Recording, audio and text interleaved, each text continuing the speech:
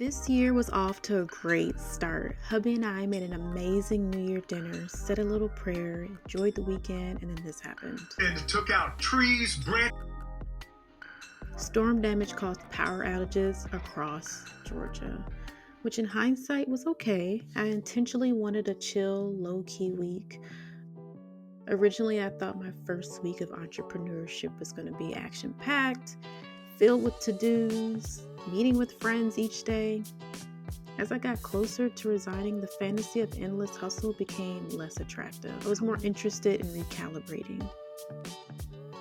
For the first time in years, I have time and space to just create and just be without having to eventually clock into someone else's job.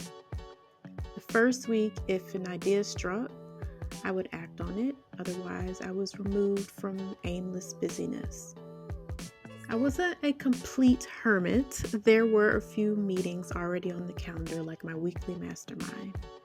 This network of women has been vital to my transition. I encourage everyone to invest enough in themselves to be in spaces with people who pour into you valuable nuggets of information as you can for them. I also had a few leads come in for the PM Suite, so I was able to connect with new clients for my Plan Set Profit service. And this is what I live for. I just love this. But having this time in the middle of the week to just walk in the neighborhood with my husband and meet up for dinner with a friend, all has an added level of appreciation.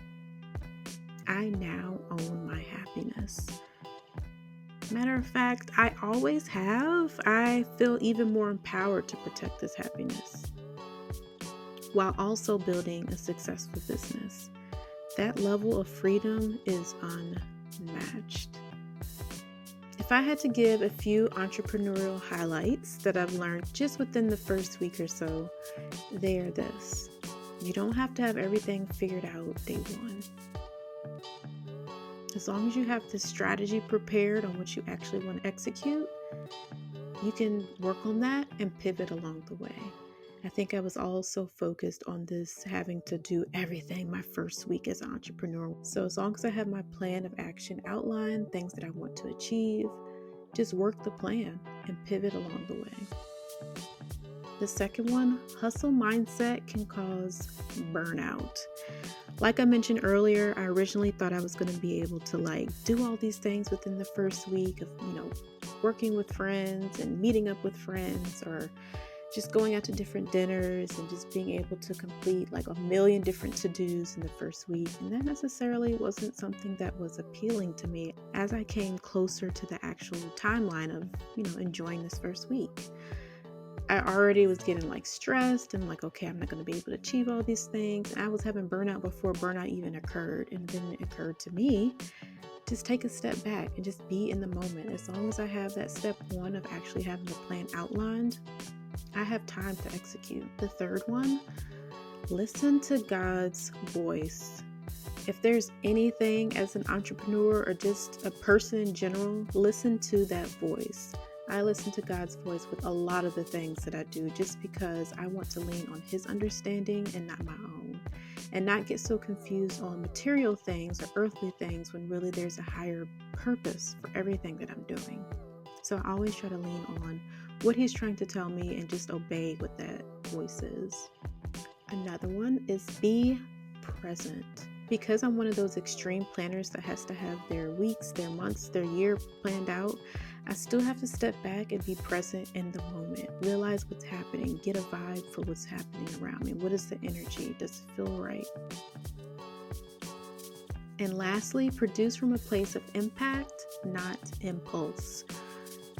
Ultimately, just be intentional about what you're doing. If you're trying to create a service or a new product, a new offer to your customers, do it from a place where you know it's going to give them the greatest impact. Not because it's a new trend, not because you want to get it out tomorrow, not because it's going to bring you, X amount of dollars immediately. You want your business to have longevity.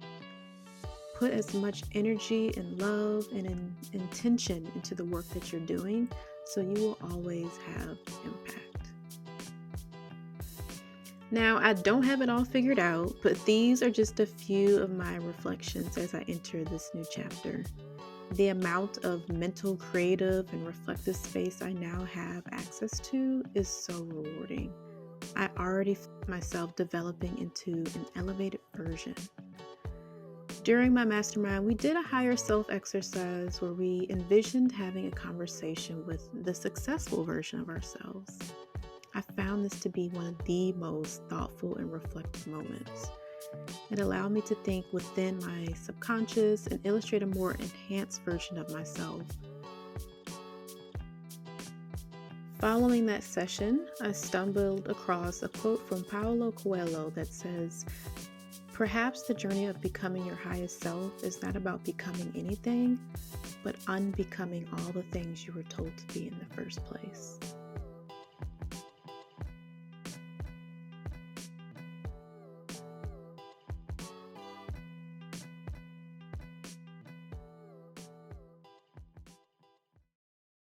The rest of the week I used to explore new places, find sparks of inspiration, and visit sites where I can just create content.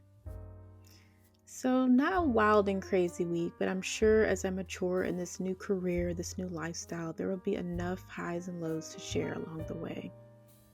So, that's pretty much it. That's the first week. Let me know in the comments if there's anything else you want me to explore and share. But otherwise, have an amazing day.